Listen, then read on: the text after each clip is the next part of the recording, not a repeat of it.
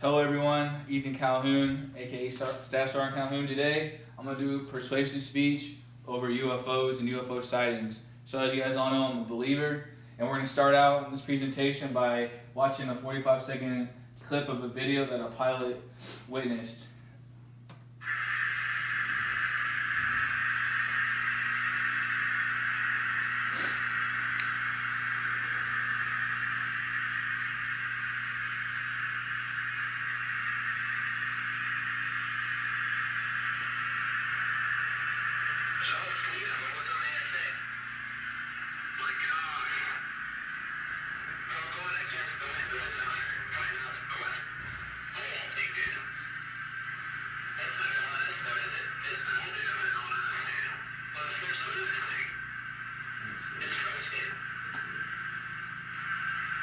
Alright, so like I said, that was a clip that a pilot seen, and after watching that clip, I want you to think about a few questions as I talk about my topic. So, are you a believer?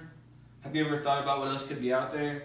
And I know like today, in today's like media, we have shows like the X-Files, Ancient Aliens, which I'm a fan of, the movies like The Fourth Kind, and Close Encounter of the Third Kind. Hoaxes. So there have been numerous hoaxes throughout history. Like, I'm sure we've all heard of some, or like had seen examples of some, but one of the famous ones on April 21st, 2008 was in Phoenix.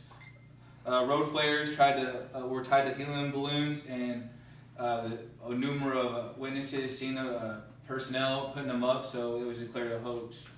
So, history. So this is a piece of the painting, the Madonna, by Saint Giovanni. It was painted in the 15th century. If you notice, like, that little strange object in the background, so people have seen or like speculated there's been UFOs throughout history.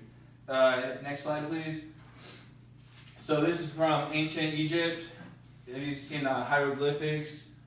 That looks kind of strange, right? Next slide, please. Ancient Mayans. So look at these ancient Mayan. These are ancient Mayan artifacts.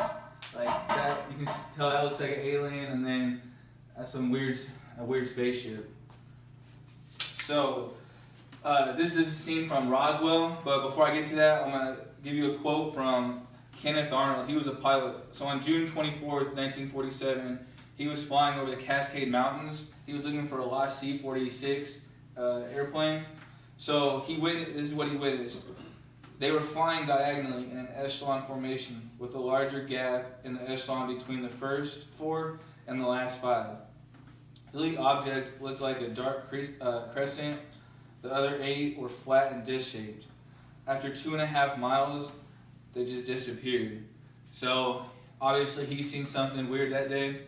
And then that was in June 1947, and right here, this happened in July 1947. So everyone's heard of Roswell and the aftermath of Roswell. So a little background story: there was a farmer.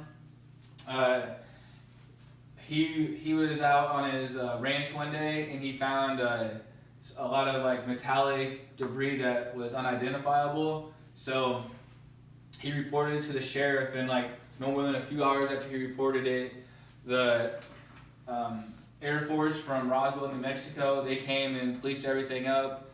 And the next day, like in the papers, you can see they were speculated that they were flying saucers, so that hit America pretty hard.